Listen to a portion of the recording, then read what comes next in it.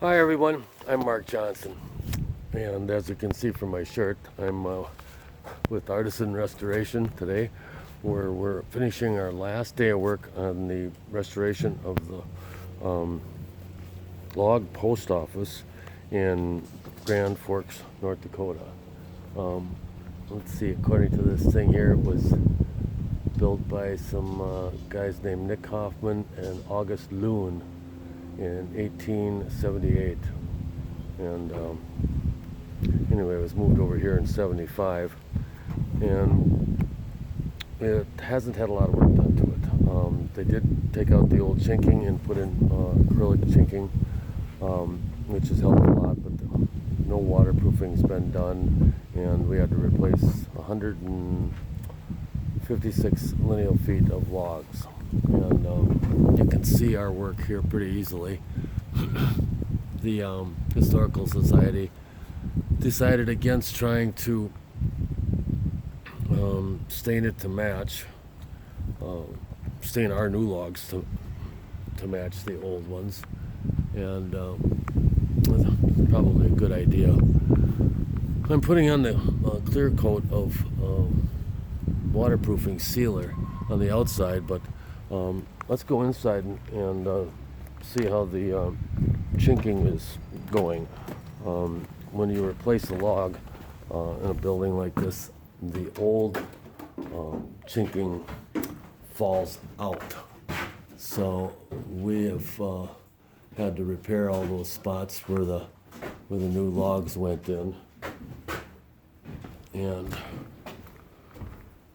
we're just finishing up the last of it upstairs. Morgan, are you still doing chinking? No, I'm done. You're done? Oh, I was hoping to get a video of you doing your chinking thing. But this wall here had a large amount of logs replaced in it. And this is all the chinking that came out. We put this plastic mesh here that's actually used to keep leaves out of gutters. We put that in between all of the logs, and this is the old material that came out. There's hardly any nails in there to hold it in place, so it fell out quite easily. There's some over here that looks like it's about ready to fall out right now, but we didn't replace any logs there, so our scope of work was basically limited to the areas where we did our log replacement work.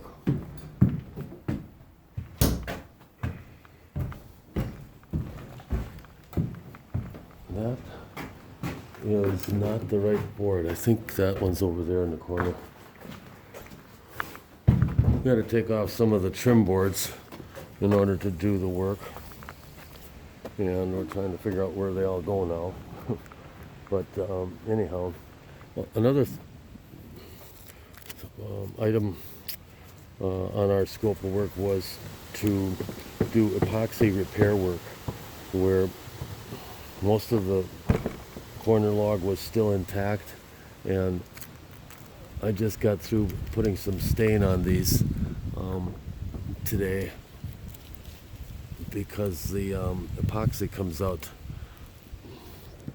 bright white color, and well, obviously it doesn't look very good. It's even whiter than our chinking.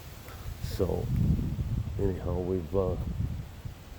I've done some staining on them. You can see a couple examples up above there where some epoxy work was done. These were actually timbers that came out of an old National Guard armory in Fergus Falls, and they were all painted white, and we planed off most of that and took an axe to them to try to make them look like they're actually hand hewn and match pretty good. This log here was only bad on the outside, so we put a new face on it and repaired it that way. Wait a minute. No, This was a full replacement. This is the refacing. And this is some more epoxy work we did. Here's some more epoxy.